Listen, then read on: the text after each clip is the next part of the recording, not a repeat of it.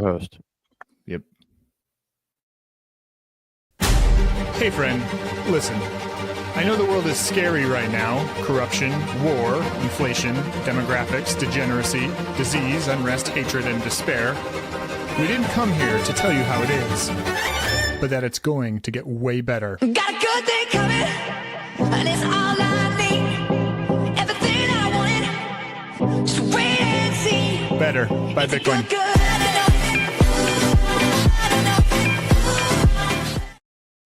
The best way to start your day. Start your day. Good jam. So good. Love it. All right, guys, welcome back to the show. This is Better by Bitcoin. I am Bondor, Gilded Plebe. We got JD, we got Anton, and we got a special guest, Brandon Gentile. Brandon, how you doing, man? I am excellent. Thank you so much for having me on here again, guys. This is an honor. Thank you. Awesome. So today we wanted to talk about scam culture and the absurdity that is all of crypto and how it affects and how it has like just completely poisoned the message of Bitcoin, what Bitcoin does, and the really like the incredible solutions that Bitcoin brings to civilization. So to premise all this, kind of this came about because this week there's all these posts on Twitter that are just complaining about inflation. And every single time I see one of these posts, I'm like, yo, Bitcoin solves this problem. People, like, you don't need to suffer from inflation. Bitcoin solves this problem. And it just turns into this unbelievable like roast of me for suggesting a solution to inflation. And so like that's kind of where it comes from. And then it's just like you go through and you start to read these replies, and the replies are, it's like it's the same thing over and over again. And it's the thing that all of the Bitcoiners here on the call know about and have heard about before, which is people conflate Bitcoin with crypto. People don't understand what inflation is. People don't understand what Bitcoin does. People, like one of the guys in the thing was like, yo, how am I supposed to use Bitcoin when the gas fees are so high? I was like, what are you talking about? It's unbelievable. It's like the amount. And then, you read all these things and it turns into this, like, wait a second. Like the amount of damage, like the scam damage that has happened to civilization because of Vitalik, because of Ethereum, because of the whole crypto ecosystem. It's just, it really causes you to pause and think. So that's to lead it off. JD, what about scams is it for you? Like, what's the... Yeah, I think the biggest thing I'm actually doing right now, I'm looking at Ethereum charts of like 5-year, 1 month, and 5 day. And it's like, if you look at the 5-year chart, it looks awesome. Like a Ponzi, when you're being sold the Ponzi, looks phenomenal, right? But if you look at the, like the 5-year chart looks good because, again, like any Ponzi, if you can look far enough back to see the guys who got in at the beginning of the Ponzi, like it's going to look good. But the challenge is just,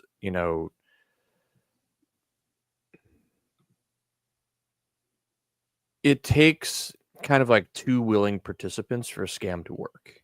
It takes the person who is willfully and intentionally trying to scam you. And then it takes the person who is either ignorant or, in some kind of a bind. Like, I think those are kind of the, oh, hey, cool, thanks. Ignorant or in, some kind of a bind, because at the end of the day, or just like, I gotta be ignorant because, in order for that asymmetry of you being taken advantage of, somebody needs to kind of be in the know. And so that's kind of the biggest frustration part about like the scamming part of it, is it's become a part of our culture because, if you have cuck bucks and Ponzi bucks that are losing value, you want to get rid of them as quickly as possible.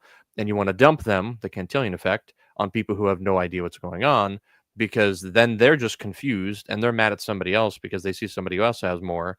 But then you're actually sitting there fat and happy as the people who are the purveyors of this dramatic comedy by printing more money. And so I think that's the thing, is it's just like, it's part of the culture, specifically because it's the foundation of what we use as a measure of value. Yep. 100%. I love it because that's literally what USD is. It's just a absolute scam, right? Anton, what's your... I keep having to mute myself because the birds are going nuts. I'm sitting I love it. outside in Southern California, and I will tell you the weather here is not a scam. And that's part of the reason why there's so much value in California is just the climate's insane. So I'm sitting outside enjoying the beautiful weather.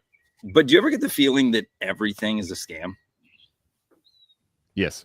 I've been watching a lot of you know, sometimes you're looking at YouTube and there's a catchy title and you get totally sucked in by the clickbait and you click on it. I clicked on one yesterday and it was like the guy saying, I'm just not made for this world. And he's sitting there talking to the camera about how from a very young age he was just different than everybody else. And you know, he basically, his channel's about minimalism, and he decided that he wanted to make weird music and there wasn't any money to be made in it. So the only option that he had was to just get his expenses as low as possible. And the whole video, he's just trying to figure out what this feeling is that he has, that the world is just this ruthless place full of hostility. And basically he's figuring out that everything is a scam. But in the video, he doesn't come to the conclusion that Bitcoin is the solution. And another video that I got sent yesterday was this director, James Gray, saying that the problem in the world was capitalism. And he did a commercial for Bleu de Chanel, which is, you know, a luxury brand. And he's done these movies that he did Ad Astra, multi-million-dollar budget movies. And his problem is capitalism. His problem is free markets. And yet he didn't come to the conclusion that Bitcoin is the solution. What do we do? How do we help people? I actually think it's a great thing for Brandon to kind of go into, because your thing is education, man. Because I totally agree with everything Anson just said. Like, how do we help these people? Yeah, it's this epidemic, and the one thing, like you said too, is, you know, well, first off, actually, let's rewind way back. I'm in Michigan, and it's beautiful here today. It's like 70, so don't, you know, us Midwest boys got to stick together. Even though JD's a transplant over there, so no, but anyway, I love Michigan. It's a sleeper state. It's incredible. It's a good thing most people don't know about all the features here, or else there would be like 35 million people here. So you know, anyway, I digress. But there's white stuff that falls from the sky like twice a year, though, that people really don't like. And I mean, the one downfall is like we get 3 months of summer, yeah, and then the rest of the year is just like so all over the place, and so that's the one thing that keeps people away. Other than that, I mean, anyway, it's inflation. I consider Michigan the North Coast. The Great Lakes, so like their own ocean. It looks like California up north. Yeah, it's incredible. There's nothing above it, so it's true. Inflation is looked at as part of capitalism, unfortunately, and that's where I've talked to many people about this recently, and well, just over the last year, and family and friends and all kinds of people, where they conflate the system. Inflation is just part of capitalism, instead of understanding that the monetary network you use is the bedrock foundation that the economic system sits on top of, and they're separate. And that's what people have a very hard time. And then you go back to like, well, why don't people know that? Well, you guys alluded to it. Everyone's on an inflationary hamster wheel. Like, does a fish know he's wet if he's been in the water his whole life? Like, no one asks these questions. We just go to war, and they're like, hey, you know, like, here's the weapons, here you go. They're getting ready for war. And they're like, no one asked, like, well, why are we at war? Like, should we stop it? Like, what's happening, you know? And so that's where you go back to, again, I talked about this with Tomer Strolick the other day, and I asked him, like, why do people accept Chat GPT, or they accept this technology so quickly, like millions of dollars in a day, or millions, you know, tens of millions in a month, but yet Bitcoin, it's like the superior monetary technology money we've ever seen. And it's just like, it's like pulling teeth, like to your guys' point. And there's such a nuanced, you know, one of the big thing is obviously people are incentivized to keep you out of that system. You know, all of the propaganda, all the media, none of it is geared toward like, you know what, I'm going to give people more freedom. Said no one ever who already has control and lots of power. They're not looking to give you more power. They're not looking to change the school system, to change media, to change, you know, popular culture in order to give you more of that freedom. That's earned. You know, that's not given. And that's where the people, unfortunately, have a long road to go in the sense of learning things. And that's my biggest fear. Like, to the point of this show, it's going to turn out unbelievably. I just don't know when. It's going to be absolutely amazing. It's going to be so much abundance and wealth, and what's going to come. But is that going to be a year from now? Or is it going to be 10 years from now? Or is it going to be 50 years from now? I think it just goes back to how fast are we willing to learn? Do we need to learn from all of our mistakes and touch the stove and then touch the iron and then touch all these things in order to keep getting, hurt? And do we need more Canadian trucker protests and, stuff going on the farmer protests in Amsterdam? Do we need more of these things to happen, more wars, in order to keep getting these lessons? Or how fast are we going to do that? And I know that's what all of us here are, hell bent on. Hey, how can we educate people so we don't have to keep touching the stove, and we can, to what you guys alluded to earlier, it's how can we move this forward faster and move this new system so that we're not continually hurting ourselves in the process. The thing that comes to mind when you're saying that is again, going back to the thread, just because it's fresh in my mind, but it's this idea that like people have been so burned by crypto as to be distinguished from Bitcoin. The amount of people who've been burned on Bitcoin are like, every time you investigate their story just a little bit, it's like, no, they burned themselves. Nobody like actually scammed them out of anything. It's like, no, you like, the reason you're upset is because you got burned. You kept your coin on an exchange that got hacked, right? It's like always comes back to that kind of framework. But with the crypto thing, it's like, bro, the entire ecosystem, from the exchange to the coins themselves, to everything about it, the developers, there's like this unbelievable culture about it, and that literally cranks out scam. And then people get burned by the scam, and then they conflate that with Bitcoin. And then we were talking about it before the show, me and Anton. It's like, there's a difference between somebody who like can't learn math or doesn't understand math, right? Like some people are just really bad at math, and they just like, I'm just not going to do that, right? They have good people skills, so they can still get by incredibly well, have good careers, the rest of it. But there's a difference between somebody who doesn't engage with math because they don't get it versus somebody who thinks math is evil. And that's what the crypto scam has done to Bitcoin. People literally think Bitcoin is evil, and they will literally do whatever they can to not engage with it. And I just throwing it out there. It's not. That's a lie. That is completely false. I don't know if you guys have experienced anything else like that, but it's unbelievable to me. One of the reasons why people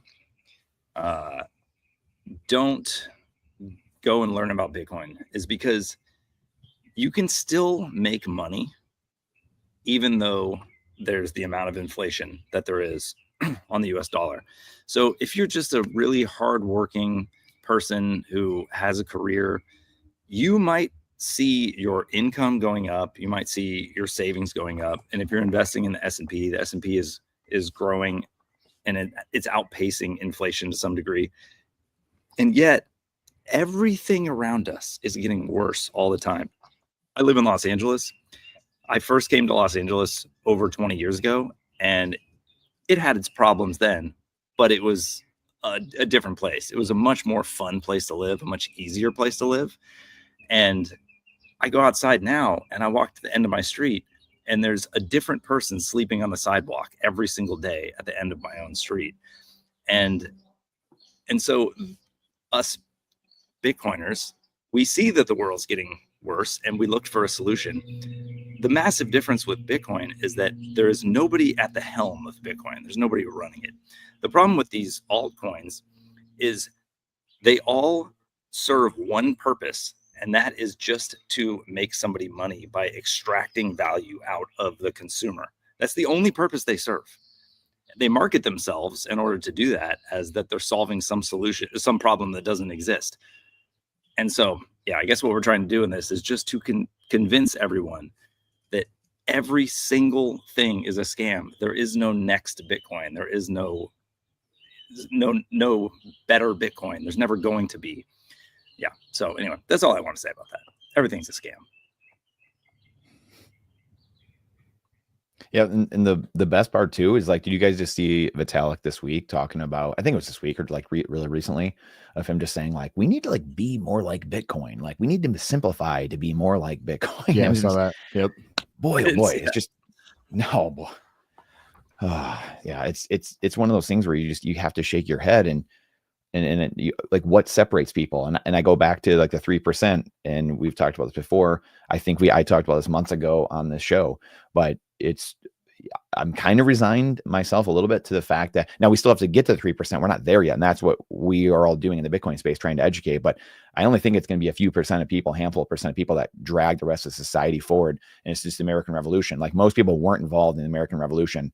And then everyone got, the other 97% got the freedom. They got the Bill of Rights. They got the Constitution. They got all these things because 3% said, yeah, F off. I'm not doing that, bud. That's not going to work. And that's Bitcoiners. And, we're probably at what? I don't even know. Not even 1%, maybe 1%. Like we have a couple percent of people we have to educate and persuade to come and see the light. And they're out there. We just need to find them and keep doing the things we're doing. And then life will get much better. But that goes back to, it'll probably take a few years. It's going to take a few years. It's going to be some craziness. Like you guys said, watching a new person sleep under the bridge each night. And it's going to get a little crazier and get a little crazier. And then eventually that iceberg will flip. Like it is gradually, and then suddenly the iceberg just melts to a certain point and then just flips at some point when society is like, whoa, like what's happening? And that change, fortunately, is much faster than, hey, we got to go fight the king, across the ocean in our wooden boats. Or they come here and we fight them, here. But it's a decision, and it's a click of a mouse. That's how quick it can change, and I think will change. But there's definitely more education between now and then, and then resigning ourselves a little bit to the fact that we just need to keep educating, but we're not going to convince everybody. Because so many of us, I think we get into this like, this is so obvious. The truth is truth. Like this is so obvious. I talked to Pierre Richard a couple of weeks ago, and it was like, yeah, 2012, 13, 14, when I got in, he's like, in the next year, I thought everyone will get this, like this done. Like this is game over, game set match. And he's just like laughing to himself. Like, here we are, so it's a realization I think we all have to go through. And then it's just like, hey, just galvanize, educate, stay steadfast. And like, it's going to be a couple percent of people. I mean, look at Christ, the guys spitting truth and they nailed him to a cross, so like that's, at the end of the day, we have to accept that. And most people aren't going to see it the way we see it. But they will get the benefits of this process and the education that we're all undertaking. I think it's really interesting, the Christ analogy, because, I firmly believe that, as a Christian, I think that is the correct way to live, and that is the truth. But I think what's really interesting is the propagation of Bitcoin in a similar manner to the gospel, because, Christ had his, first followers, and then he had his 12 disciples, and then from 12 to 72, and like just this slow incremental grind. And throughout that process, people were literally being like murdered for the for that story, right? To protect that story and to protect that what it is. And I think that's similar to what we're seeing going on in Bitcoin. But coming back to the scam thing, is the reason for the vitriol in terms of anything that is good that's counter to the the scam, is because somebody is losing something. It goes to what Elon said. If you guys have seen this Doge thing, is Elon said when he was at PayPal, he's like, what we've noticed with the IRS when they're like cutting all this stuff at the beginning with Doge, is he's like, the people who scream the loudest are usually the fraudsters. And it's this really weird dichotomy of like human nature, that if you can justify what you're doing in any way, shape, or form. Actually, there's a video I think CNN posted it a couple of weeks ago, or it might have been like last week, where they were talking to like one of the cartels, which was kind of hilarious. They're like talking to these cartels and like trying to make them the good guys. But the thing was, the cartel guys' rebuttal to the woman was like, do you have any like why are you doing this? And he's like, I gotta eat.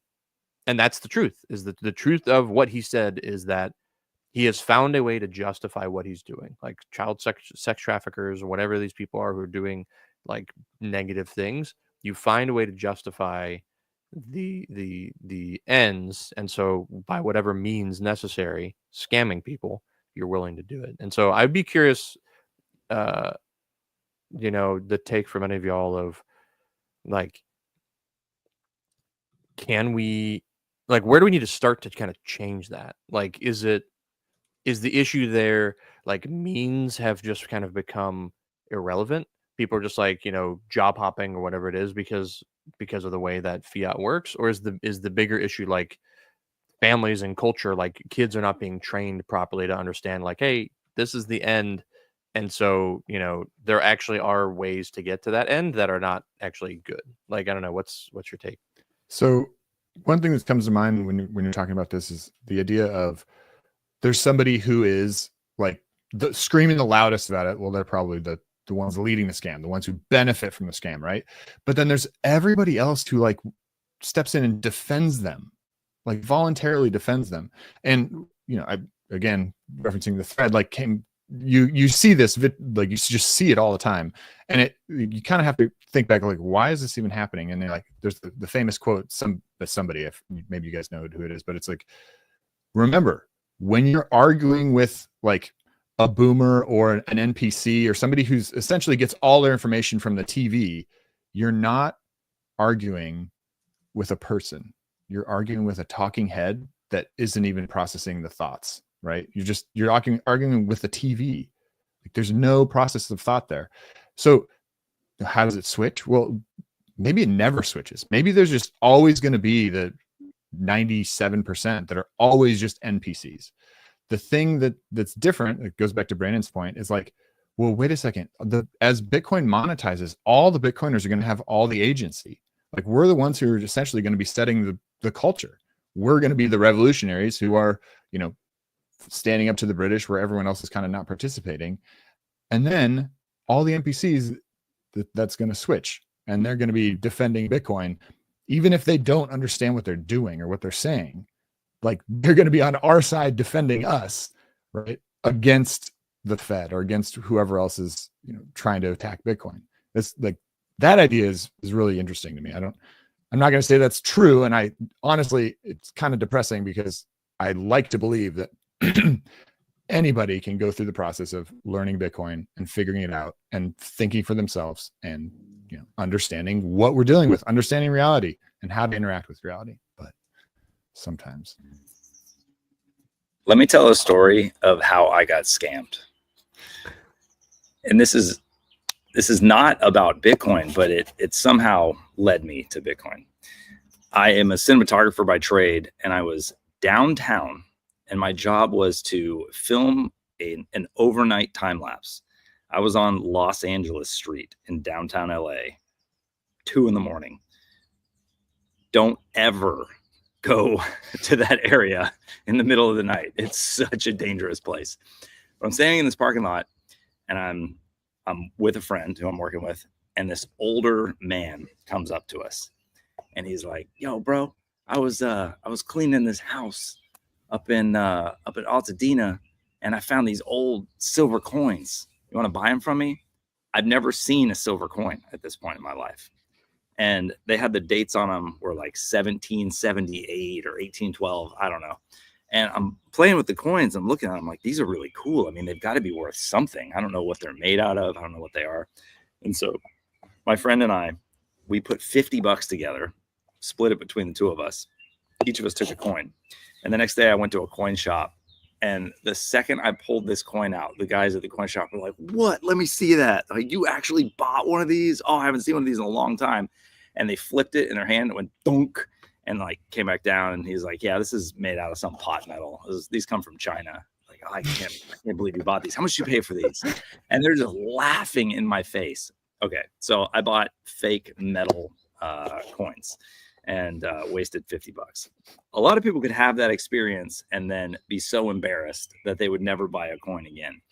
It actually led me to getting educated on what a silver coin is and what numismatic coins are and how they have value, which eventually I stopped investing in those and started investing in Bitcoin. Had I invested in Bitcoin at the time, I would have many millions of dollars in Bitcoin. But that's one way to respond to a scam. That's the positive way, is to learn how you got scammed, why you got scammed, have the humility to realize that you have the naivety to get scammed, realize that there are bad people out there trying to scam you, and then figure out what to do about it.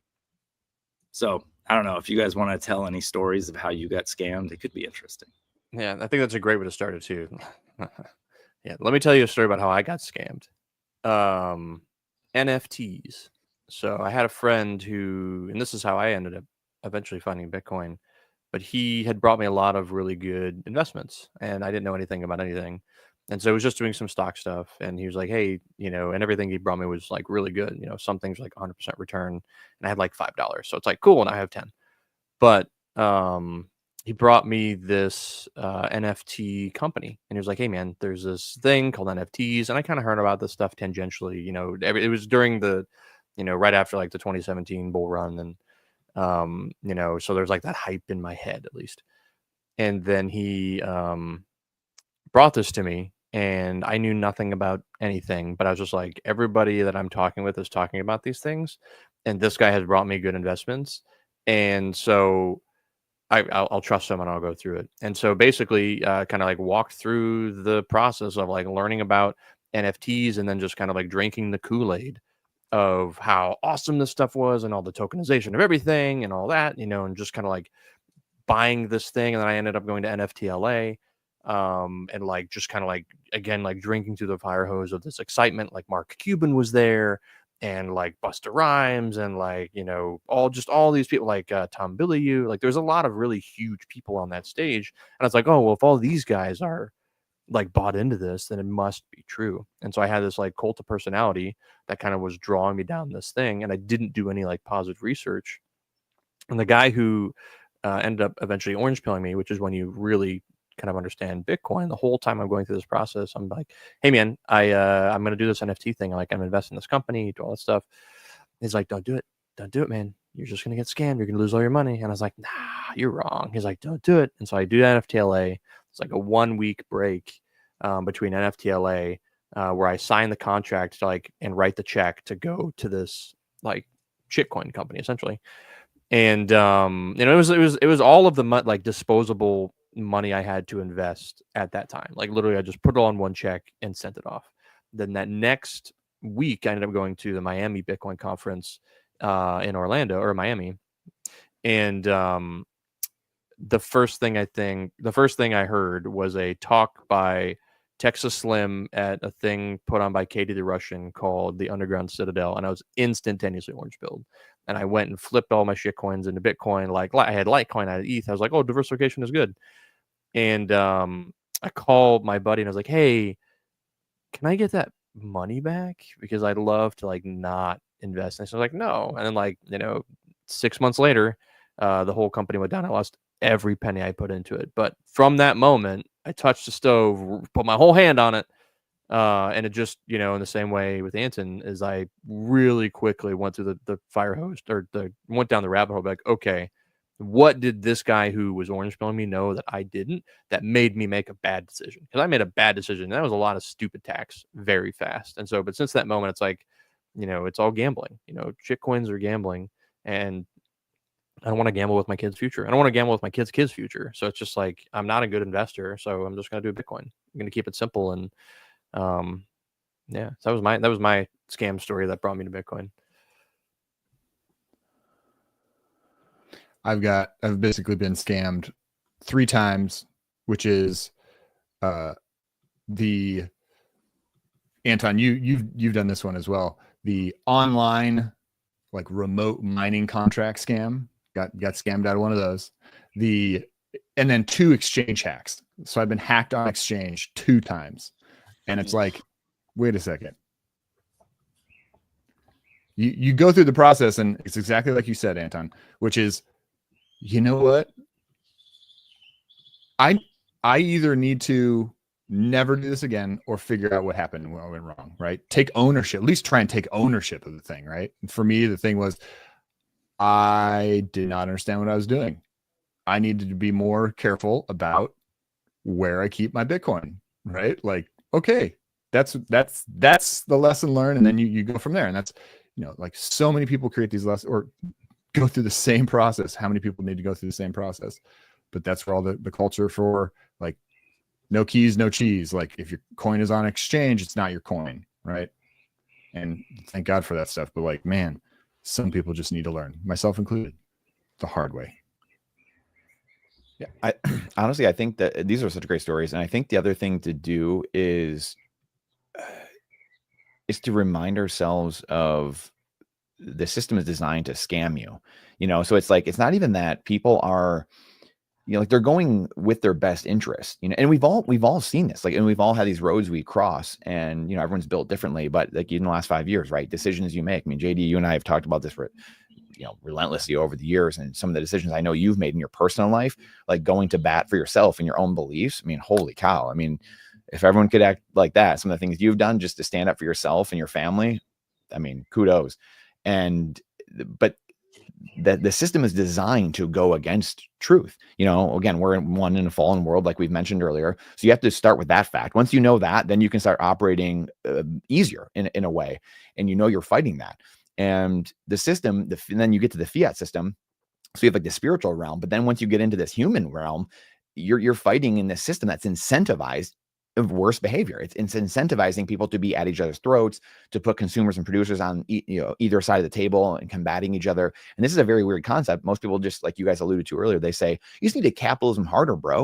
You just got to work harder. You got to hustle more. You got to grind more. And it's just like we get caught up. And I was that guy 10 years ago, 15 years ago. Like that was me. It was like, it's got to work harder. It's got to study more. And I put 10,000 hours in of studying. We're all the same age. I mean, I left Michigan State in 2009. And the economy is collapsing. And I realized both these guys from the same team, Barack Obama, George Bush, they were doing the same stuff. Everyone in their, in the cabinet was doing the same things. And I was like, just blew my mind. It was like, whoa. Like, what's going on here? I thought like one party was going to do this thing. Another party. No. They're all doing the same thing. And that's when I started going down Creature from Jekyll Island, all these things. And it starts illuminating that the money is broken. The money is designed to scam you. So that way you are on this hamster wheel, you're on the treadmill, and you go back to the Matrix. The Matrix analogies, you got to be careful with them. But, again, the cogs, like the people in the cogs, that's humans on the hamster wheel, just paying endless taxes that aren't even, they do it. There's a 1940s article in the American Affairs magazine that the New York Fed head literally admits taxes for revenue are obsolete. That's the name of the article, for crying out loud. And then he goes into bullet points of why they're obsolete, and explicitly says it's there to coerce people to redistribute wealth. It's so out front and in the open, in your face, that it's almost like it's hiding in plain sight. And that's kind of why they do it as well. Like if you tell a lie long enough, then everyone believes it. And so that's what's very weird. And most people look at us and it's like, well, I never learned any of this, buddy. Like I've never heard any of this before. I've never seen any of it. So like, you must be a scammer, you're a conspiracy theorist, or whatever it is. So the whole system's designed against what we're saying. So that's where like, Vitaliks of the world, and some of these guys know better, but a lot of them are just like on their own volition, like doing what they think is best. It's like, well, everyone's scamming in a way. They don't think that necessarily, not all of them. Some people just think like, well, I'm just doing me. Like I got to get mine. Like everyone's got to get theirs. That's how some people grew up. Everyone grows up very differently. That's a foreign concept to me, but I'm grateful to live the way I grew up. And that's very foreign. Some people, that's very common. That's just the way of life. So I think that's the other part of it too, is, they're trying to scam you. Yes, they are. Everyone's trying to scam you because that's the system we're in. That's fiat. That's political currency. Corrupt government fiat currencies are by very nature, the entire system is then designed to eventually collapse or implode in on itself because of scamming. I think that like hearing that, it's like the thing that comes to mind is this idea that everyone, like you talk to just random NPCs, they're like, Bitcoin is the fake economy. Like all that is fake. You guys, you can't even use Bitcoin. You can't sell it. It's all fake. The real economy, the real issue, like the real rubber hits the road economy, that's US dollars. Like that's the government backed like to stuff. And you're like, yo, it's literally fiat. The definition of fiat is by decree. It's somebody just saying something. Like that is what fiat is. It's literally a scam, definitionally not real. The legacy economy is literally not real. Like by definition, it's like by decree, the whole thing is a scam. Like it's mind-boggling that people don't connect those dots. They're just like, no, the real economy, it's like, no, you've completely inverted reality. Like all of reality that's predicated on a financial system is just inverted, completely ridiculous. It's what's really interesting about that, actually, that I'm thinking about the why is culture so susceptible to being scammed? I honestly think it's technology. And what I mean by this is the first government to take taxes immediately out of your paycheck without you as the taxpayer seeing it was the U.S. government in 1943 for the Current Tax Payment Act. And it was to fund World War II, essentially, and like keep steady revenue in the government so they could fund this war effort. And it used to be, like a pay-as-you-go type thing, and you would go and like pay your taxes individually. And so that first bit of technology, essentially, which was a shared ledger where companies would share their ledgers with the government of like what they're paying type thing, and then like making those deductions and pulling it out.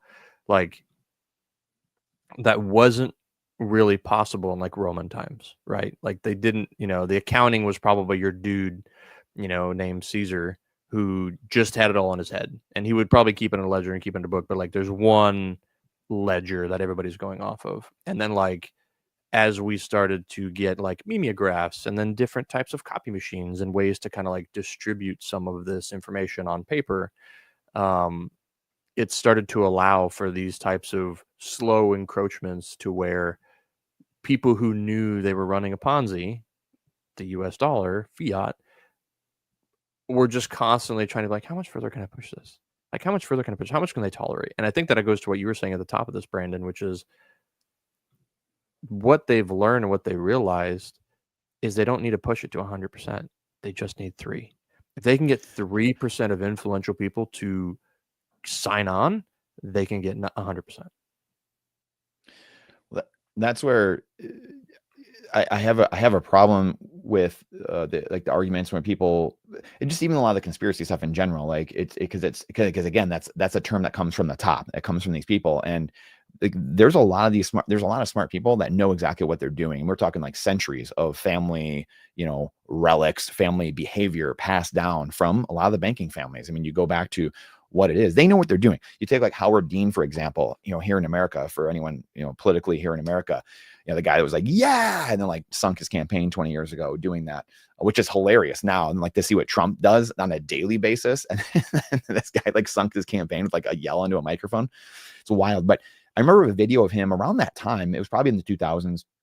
And he said, that we basically have to oscillate back and forth between capitalism and communism, in paraphrasing. And he was on a TV show, like on an interview, saying that thing. And he was in his territory, like kind of giving his thing. But he was, in essence, to what your point is, like you can't squeeze them too much. And it kind of goes back to this taxes for revenue obsolete thing. You can't squeeze people too much because then they rebel.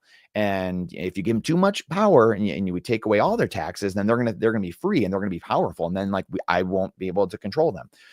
That's it just is, like the fact that someone's going to sit here and like try to argue that with me or with one of us, like, well, that's not how, but it's like, then you need to go back and study history. You need to go back and study empires. You need to go back and study the Bible. History is littered since the dawn of time, since Cain killed Abel. Like it's about power and control and good versus evil spirits. And that's where the scams start. And if we don't understand these core fundamental concepts, then we're going to have a hard time. Like, what's the South Park? If you get, pizza when you're supposed to French fry, or French fry when you're supposed to pizza, you're gonna have a bad time. Like you're gonna destroy yourself, and that's where society finds itself. We keep going down this road of like we're just gonna ignore truth. And Ayn Rand quote of, we can ignore reality, but you can't ignore the consequences of reality. We can keep saying there's 3,000 genders, we can keep saying these things, but in reality, life's not going to play out like that. And it even goes back to like, again, it's just life optimally running. But, people want their cake and eat it too. And we all do. I mean, we're human, but it's like, we want to be our own gods. We want to be God. I want it the way I want it, when I want it. We all deal with this. And now we've just got to a point where most people in society just act like that publicly everywhere all the time. And there's no accountability, no responsibility, very few morals. And here we are. Society is, imploding on itself. And the good thing is, again, we have the answer. The answer is here, and it will correct itself at some point. And the system, again, is designed to implode. I mean, the system is designed to suck everything from you, to extract all the wealth and scam you, yep, and then reset in the way they want it to make. This is where they go back to like the 2030 agenda, right? And which is like agenda 21 before this. And then it was like I forget whatever UN agenda. This has been going on for decades of these different agendas. They rename them, they reshape them, they try to, update it with technology. And it's a scam system designed to control the 99%. And the 99% are waking up, fortunately, because of mediums like this and different places where we can get out and actually talk to people. And that's why it's quickly starting to unravel for the people at the top. And I think that is a perfect segue into how it gets better. Better by Bitcoin. Why? Anton, why is it getting better? Oh, you're muted. Sorry, dude. There's a lot of parrots flying over my head and helicopters. We can take it for granted that we realize that people are fallen and sinful, and that the system is just made to scam us. I hear a lot of people talking, and I believe in having a vision. I believe that you can sort of manifest your own destiny by believing hard in something. But what a lot of people believe is that the universe is just going to bring wealth to them. And so they will gamble on altcoins. And, you know, if that altcoin goes up by 1,000% in a day and they can take their profit out and get it out really quickly, then the universe just bestowed this gift upon them. But what they don't realize is doing that and interacting with these systems that are designed to scam people are bad for your soul. And so one way that your life is made better by Bitcoin is that Bitcoin, because it is the only thing that is not a scam, it is just math and it is just code and it's decentralized and it just runs on its own.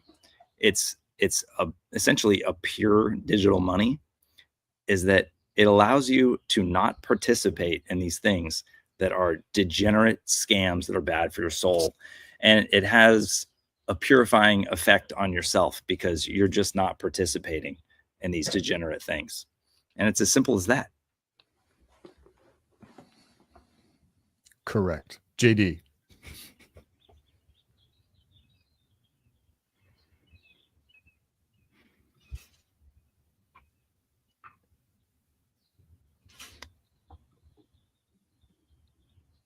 If we can get 3% of people to understand that your time matters, then we can win.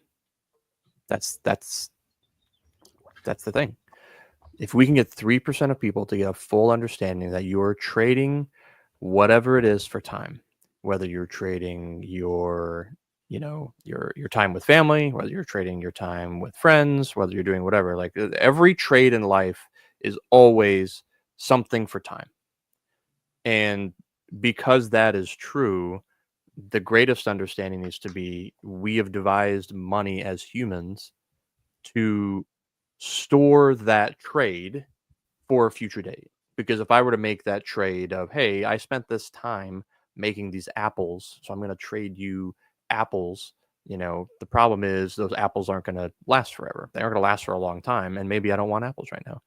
And so this gets better because 3% is a much easier hurdle than 97% or 50% or 25%.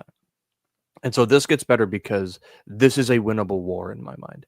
Bitcoin becoming the global monetary asset is a winnable war, and that time is currently coming. We're seeing BlackRock get involved. We're seeing, JP Morgan get involved because of their investments in BlackRock and all these other things. Like everybody, Cantor Fitzgerald is running on with SoftBank now with this new 21 thing that Jack Mallers is doing. The tides are turning, and I have a belief that the 3% we need to convince isn't the NPC culture. It's the people at the top. And those people are now paying attention. And those are the people that are going to change the tides for everyone. So this gets better because the FOMO wheel that was started at the bottom, was started by the plebs, but has now incepted this group of people that understand the Ponzi, understand the Keynesian Ponzi. They're now realizing that they're getting left behind and they want to catch up as fast as possible. And so I think that 3% threshold is absolutely going to happen within the next, decade, if not 20 years. And at that point, time becomes valuable again. And then, that's basically that ideological reset for humanity, which is cool. And it's important to combine Anton's point and your point. When call it the 1%, the people who are literally the, most smartest or most accomplished people in the legacy system, when they have to, quote unquote, when they have to interact with Bitcoin, that is a limitation on their time where they're no longer interacting with a scam that they've predicated the rest of their careers and lives and education and the rest of it on, right? Their souls are healing. And then you can kind of take that even a little bit further. It's like, well, wait a second. What if a couple of them, and so it's only going to see, you know, a percent of a percent, like really start to understand. I think Sailor, we start to see this in Sailor a little bit. He's really starting to understand the ethics of, oh, wait a second. Like the fact that one of his billionaire friends parks all of his money in houses, well, that's unethical because that's preventing somebody else who has a family that wants a house from being able to afford the house because he's just using it to park money, bids up the prices, etc. It's not, there's no utility there apart from just the parking money, and Sailor's connecting those dots now. Wait a second. That'll apply to everybody who starts to go down the Bitcoin rabbit hole at the highest levels, and that permeates through society. We're talking about a rebirth of an ethical civilization. You want to talk about it getting better? Like, come on. I just did the math really quickly with and by I mean Grok, because I am Grok essentially. But the amount of people we need to convince, if we were to just convince 3% of the world, is 246 million. And so what that means is the only thing, and I've actually believed this for a minute, but the only thing we need to do is swing the US. If we can swing the US into a Bitcoin economy, which is why I'm so bullish on what Trump is doing, it's over. It's over. Because at that point in time, you have a 3% block at 330 million people. That's over the 3% threshold. But if you have a block of 246 million people that are telling everybody else this is the money, it is now the de facto money. And I currently think we have that with the way that the executive order was written. Like the US dollar is already backed by Bitcoin. People just don't know it yet. Brandon, how's it get better? Yep. Yeah, no, these are excellent points. And just extrapolating on a little bit what you guys are saying, the people at the bottom, you know, unfortunately aren't generally going to get it because of the system designed to scam them, right? They're on the hamster wheel. They're on so many hamster wheels, not even one hamster wheel. They're on multiple hamster wheels, and they don't even have time to get it. So it's converting the king. I mean, you have to get the horse in the gates. So that, like you guys said, you have to convince, persuade, educate, show those leaders at the top that it's in their best interest to do this, and for whatever reason that is, and that's how you get the Trojan horse in the gates. At the end of the day, you got to get in somehow. And then then you open up other issues, you know, and then Bitcoin itself, it aligns consumers and producers. It aligns people to be on the same side of the table, and that's literally how it incentivizes a better system, and how it actually helps the system instead of people being on opposite sides of the table. So everyone is, you know, I always liken it to the like Apple, or everyone knows iPhones, you know, whatever, you know, across the world basically. So if you said, hey, if Apple would have been selling their iPhone for a Bitcoin at, you know, in 2010, or we'll say 2012 or 2013 or something like that, and then just say they got 1,000 Bitcoin for every phone they would have sold, and you start to very quickly realize, like, well, what that'd be worth today? It would be so much beyond what they have now. And you can start to see that very easily as this happens more and more people are doing this, then you're not scamming your consumer on, hey, my battery isn't as good as it should be, or hey, this thing, you know, these parts are made of cheaper parts, or whatever it is. And now you can spend more on R&D. You can spend more on taking care of the customer. You can do more because you're increasingly, because you're providing value, you can produce more value, even more over time.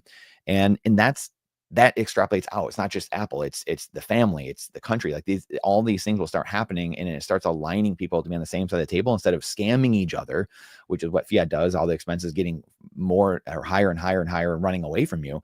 Now everything is getting cheaper in cost, and you can start using your genius. Because I mean, you think about how many humans aren't in their genius zone. I mean, like you think of all these statistics you've seen over time of like 80% of people, or whatever, 85% of people are slacking off at work all day long. They're on Facebook, or all these different things, right?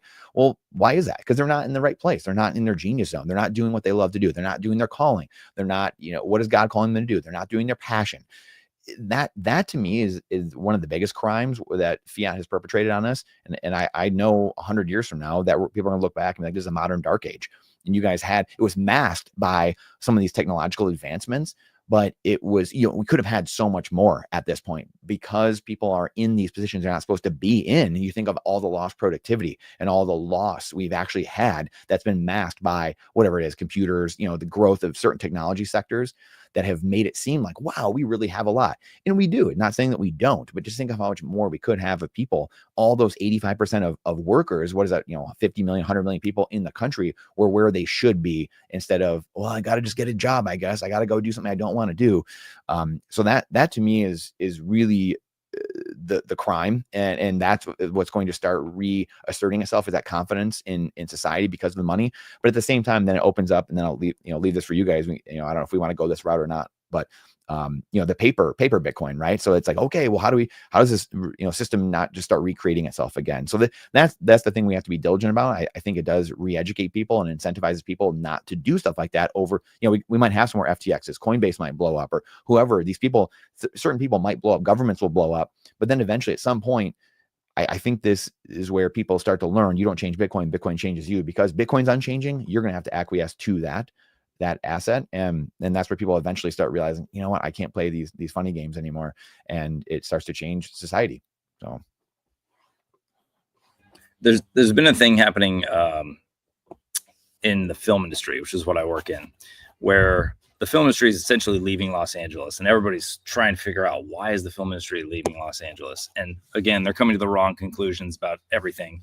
But one of the big reasons is that expenses are just too high in California and in Los Angeles. I mean, somebody brought up the fact that they have to run generators, and gas costs $5 a gallon here, whereas it costs $2.80 a gallon in other places in America.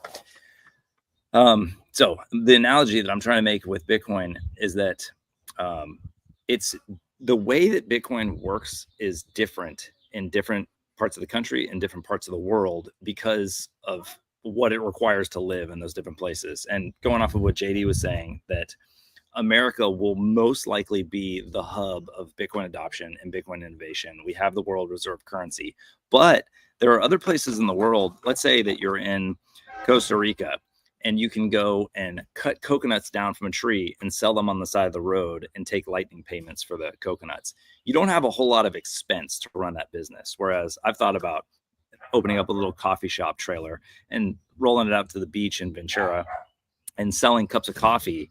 But I have the expense of the trailer, of the taxes that I'm gonna have to pay, of buying the product. Like, it almost makes more sense at this point to take dollars. Whereas for me, for Bitcoin, at the moment, it works better as a savings vehicle. If I don't pay my taxes for a year and don't pay any estimated taxes, save a portion of my income in Bitcoin, the chances are that Bitcoin is going to increase over that time period, and then I'll be able to pay the taxes with it. So it has a little bit of a different function for me.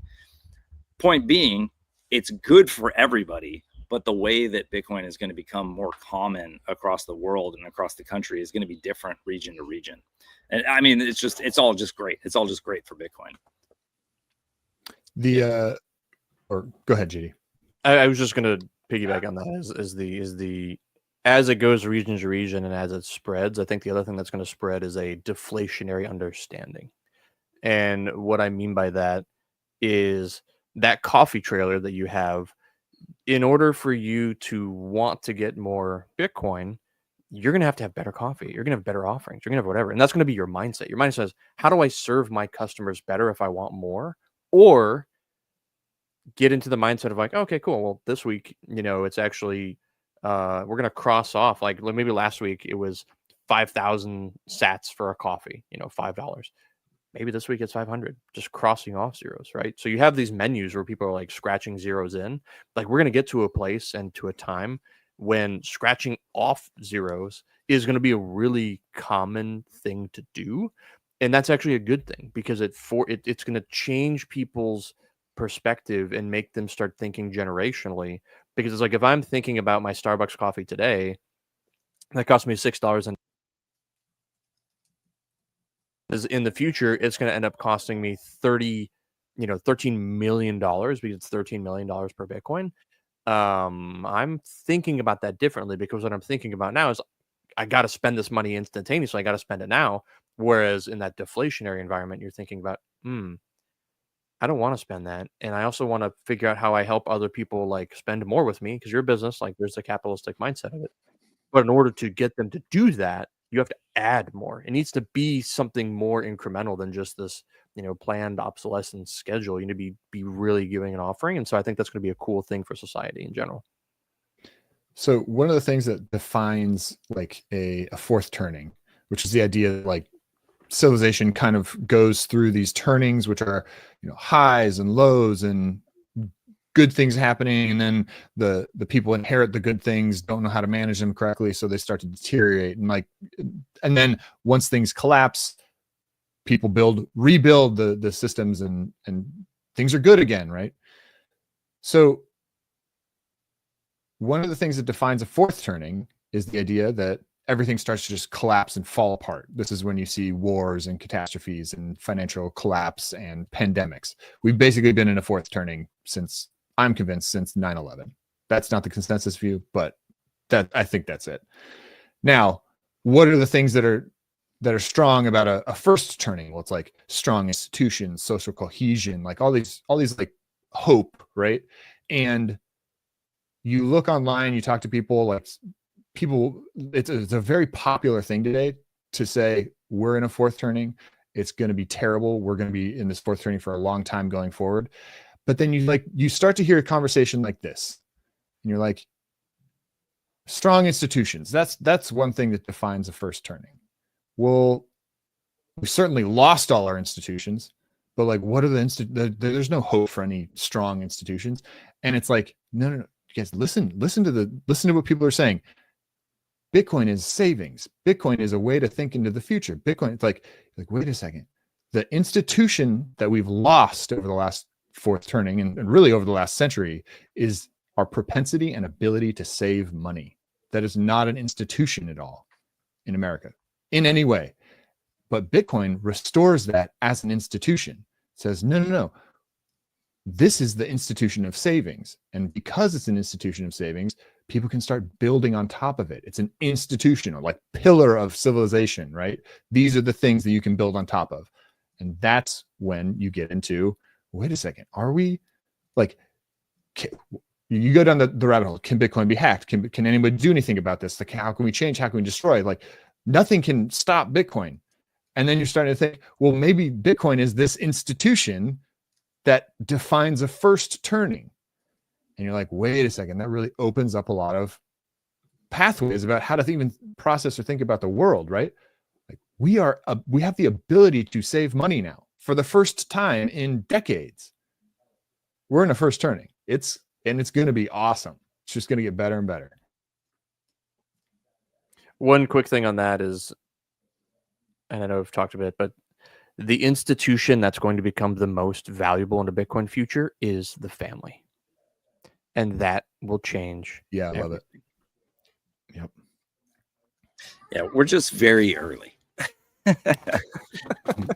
The four of us are very early. Yeah, imagine that for me, I go to this burrito place in my neighborhood, and I'm so used to going, and it was $11 yesterday. It's $12 today. And then they'll be like, eggs are super expensive, so we added 75 cents on eggs. Imagine if instead, if I wait and I say, you know what, I'm not going to have a burrito today. And then I go tomorrow and the burrito is cheaper. The burrito is cheaper because of it, because Bitcoin has gone up in value. That is something that we have not experienced in our lifetimes, and it's going to become the norm on a Bitcoin standard in the future. Pretty cool.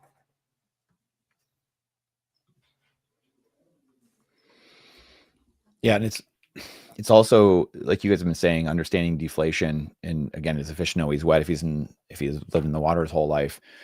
It's a hard concept, and everyone has a really hard time thinking like, what would I do? I just had this conversation, a few months ago over Christmas, a couple of family members, and they were just really, really hell bent on, again, inflation being part of capitalism. They couldn't understand that, and also just deflation will drive the economy into the ground. They just could not understand that. It's like, well, you need inflation, that way, like people will actually like invest in things and do stuff. And like at the end of the day, it's tough because like theoretically, I see, velocity of money, or I should say velocity of currency. You need velocity of currency because the currency is current. So you have to have velocity. Money doesn't need that. But in saying that, do people not think we're going to be incentivized to do anything? Like, you're just going to sit there and just like, I'm going to sit in a shack, like a hole in the ground, just sit there with my Bitcoin. That's the thing where like, there's a blatant lack of of faith in humanity. And like, people just they don't have faith. There's very little hope and there's very little faith in thinking like humans are just going to not figure anything out. We're just never going to do anything. And again, that's something we all deal with. Like, you all look around and you're like, what are these people doing? Like, how come they're not doing this over there? Like, how come it's like humans are path of least resistance. We're not, we were in the Garden of Eden. We had it all made. And then we made a bad decision and then we got kicked out. And he's like, you're gonna have to work. And God's like, you're gonna have to work the rest of your life now. So like, figure it out. And so like, we're already, we were used to like having it all.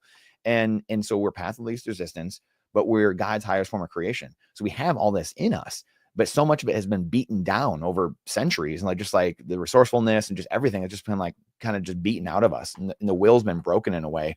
And it's coming back. I mean, clearly it's coming back. We're seeing it all over and I think the greatest, most hopeful thing for me is like 5 years ago, or it wasn't even 5 years ago, I found Bitcoin Twitter like in 2021, maybe, or 2022.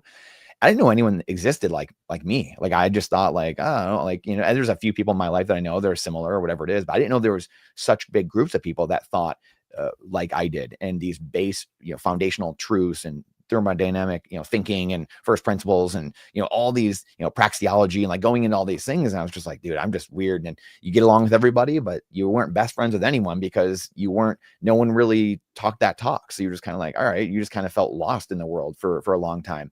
And then you stumble upon Bitcoiners and you're like, holy cow, like there's a million of these people that think like this all around the world. Like what is happening?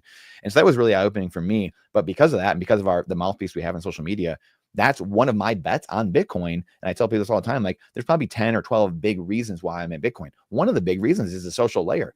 Like, there's just a bunch of loudmouth, autistic kids like yelling about stuff, and they're not going to stop until what they, that 3%, they pull everyone across the finish line.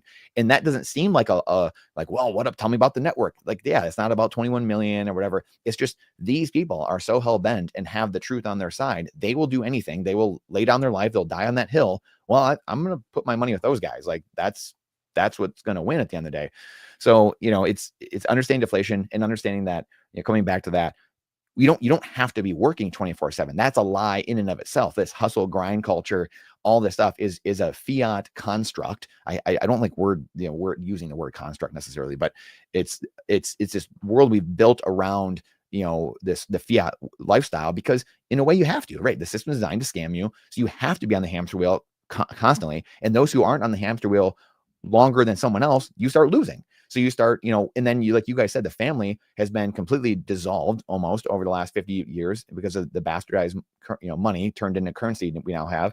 So now you're on the hamster wheel. Now mom's on the hamster wheel and dad. Now mom and dad are on the hamster wheel and they've used all their savings. And then a decade later, mom and dad are on the hamster wheel. You've used all their savings. Now you're out on credit card debt. So like, it just keeps getting worse and worse and worse. And then what happens in all that? Now you have more divorces. Now you have the kids are living in daycare. They're living with their grandparents. They're being taught by people that, let's be honest, don't care for them as much as the parents will. That will always be the case in humanity. The parents will never care more than anyone else.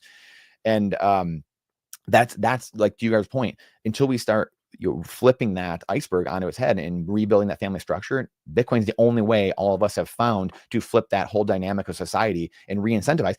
The last thing I'll say is, like, George Gammon always fights this fight of, we talked about the Jeff Booth for hours, where he's like, we agree on the same thing. We just like, it's just like, eventually I just think it goes right back to this, like the next fourth turning, like you guys said, the next fourth turning, like everyone just forgets.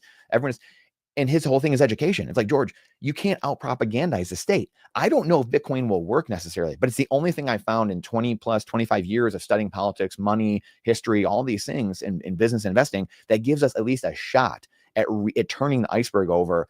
Because just trying to sit here and be like, hey, I'm going to start another rebel capitalist channel, that's not going to do anything, because you have unlimited currency printer over here, unlimited people on hamster wheels funding the state. How are you going to out propagandize that, George? You can't. It's inevitable. They will, you're swimming upriver and you will die eventually trying to do your noble work. That it doesn't work that way. So, take your chip off the table, sit on the side, watch your enemies float down the river instead, and then sit there and be ready to rebuild society when people are ready. End of rant. I love all that, one thing that sticks out to me is the idea that inflation is good. Like all the people out there are like, no, inflation is good. If we don't have inflation, no one's going to invest, no one's going to talk, no one's going to make companies or whatever. And it's like, no. Like if, and therefore, if we have deflation, there's not like, what are we going to do? Like, you're just going to sit on your money all day? Like, yeah, we're all just going to go. I don't need food anymore. Yeah. And it's like, no, like, listen to yourself. Like, you literally need to spend money to survive, to live, to eat, to have a shelter, like to have clothing. Like, you need to spend money for these things.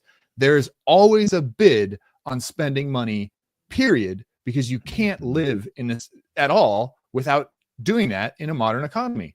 Consequently, the only thing that actually makes sense is to not push on that further. It's to dial it back down, which is to say, have a deflationary currency, not an inflationary one. Yeah, it goes back to, and I would say something really quick, and again, the Jeff Booth has been touching on this a little bit more of the last year or so, but it's like you can't have an inflationary currency in a deflationary world. Those two things are incompatible, and it's these systems we're talking about. Like you have, and it's a wild because that system at the top it's running things, this agenda 21, or not, it was agenda 2021, but now it's agenda 2030, all this stuff. They're telling you like, well, we got to do these things. We got to do this for the environment. We got to do this and that. It's like, but your endless printing of currency doesn't allow the world or the earth to heal like you say you want it to. So these things are incompatible. And that to me is like the biggest unlock for, I think, a lot of society. Because I think a lot of societies in that cross section or in that intersection somewhere of like, wait, but like they've been telling me global warming and they've been telling me all these things. But wait, but Bitcoin helps do that.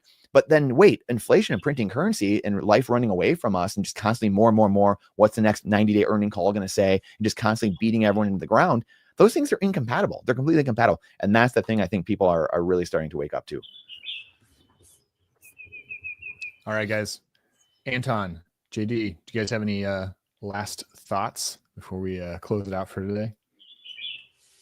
Just that I concur, and I'm glad to know you guys. Same. Yeah, don't get scammed. Be careful out there. Bitcoin is the only way that this gets better. That's right. All right, this is Better by Bitcoin. See you guys next time.